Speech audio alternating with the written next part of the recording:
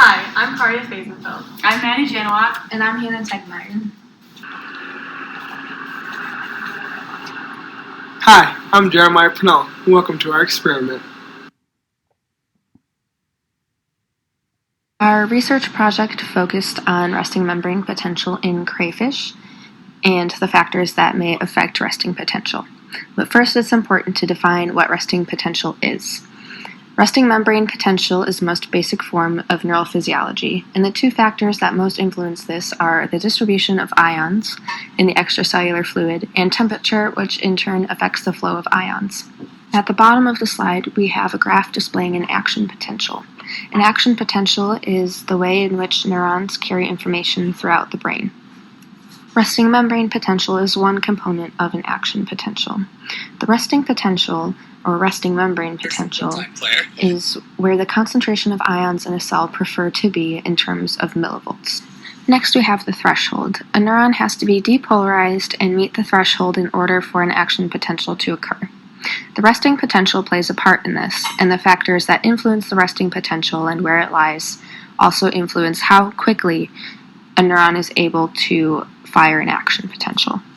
Previous studies have examined the effects of temperature and caffeine independently on resting membrane potential, specifically in barnacle cells. One study showed that there were no significant effects of caffeine on resting potential, but it did affect membrane permeability. This is important to note as membrane permeability affects the flow of ions as well. Another study showed that temperature was shown to in fact decrease resting potential.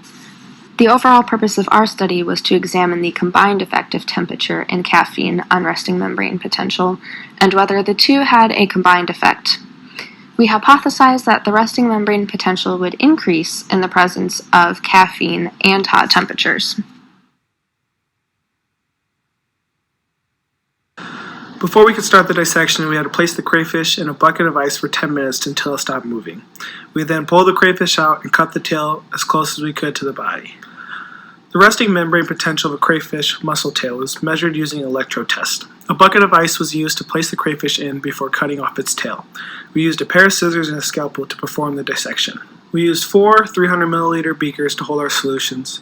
2 of the beakers had caffeine in them, as well as the saline solution. Once the tail was cut off, we then put it in a Siligard dish and placed 2 pins at the top of the tail and 2 pins at the bottom to secure it in place. The first test that we conducted was a baseline test with 300 milliliters of refrigerated normal crayfish saline.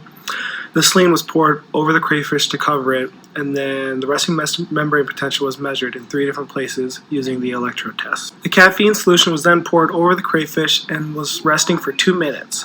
Resting membrane was then measured in 3 different places of the crayfish muscle fiber using the electrode test. All the data that we got was recorded. The second test that we conducted was used with a cold temperature with 8 millimolars of caffeine. The dish was then placed under a microscope and the swimmerets were removed. An incision was made along the midline and a cut was made along the sternite to expose the superficial muscle. The next test that we conducted was using the warm temperature with 0 millimolar caffeine. Just like the 2 tests before, this solution was poured over the crayfish and the electrode test was used to measure the resting membrane potential in 3 different muscle fibers.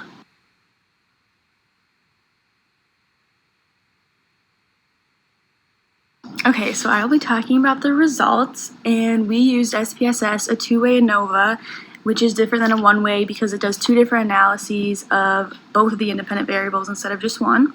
So the first one was for temperature, and the results were significant and indicated that the resting membrane potential was significantly more negative in warmer temperatures than in the colder temperatures.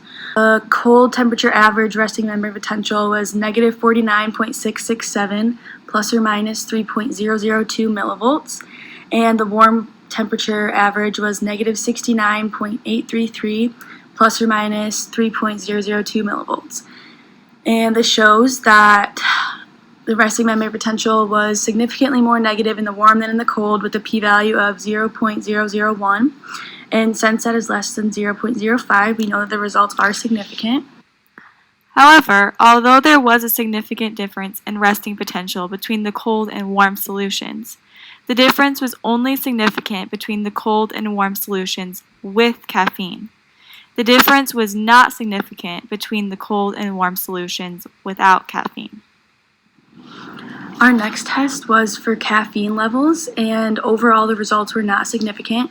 The average resting membrane potential in the 0 millimolar solution was negative 61 plus or minus 3.002 millivolts, and in the 8 millimolar solution it was negative 58.5 plus or minus 3.002 millivolts.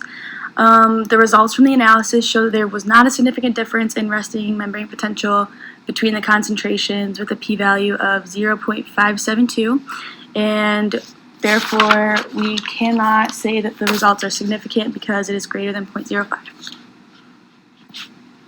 Okay, so the next thing we'll be looking at is the combined effects of temperature and caffeine. So the average resting membrane potential of the test with cold temperature and 0 millimolar caffeine was negative 58.667 millivolts. And then for the cold temperature with the caffeine, it was negative 40.667. In the warm temperature with 0 millimolar of caffeine, it was negative 63.33 millivolts. And for the warm temperature with the 8 millimolar of caffeine, it was negative 76.33 millivolts. And these results indicate that there was not a significant difference in resting potential between the cold and warm temperatures with no caffeine, but there was a significant difference in the resting potential between the cold and warm temperatures with the caffeine present. Our F statistic for this was 12.078, and our p-value was 0.002.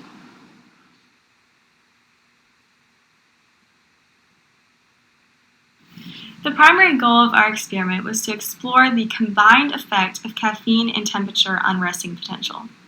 Based on previous studies, we made 3 predictions. Number 1, that higher temperatures would result in lower resting potential. Number 2, that caffeine alone would have no impact on resting potential.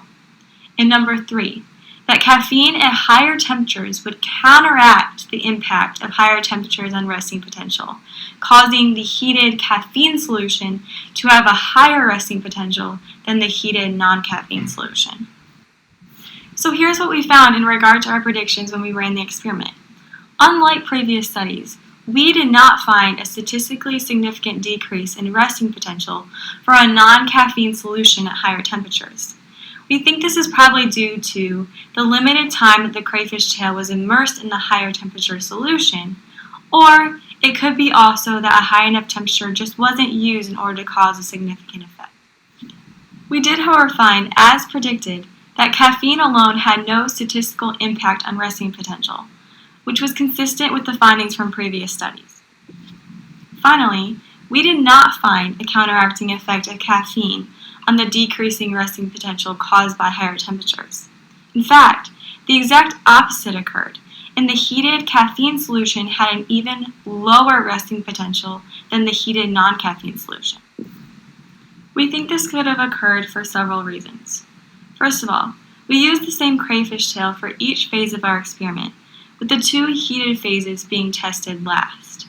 This makes it likely that the cells were already damaged from previous use.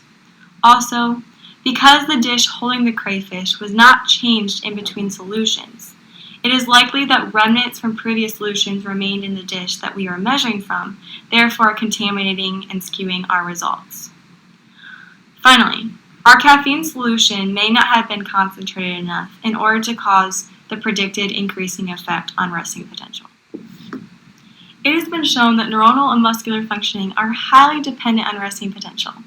And our study added to the body of research related to the effect of combining caffeine with higher temperatures on resting potential.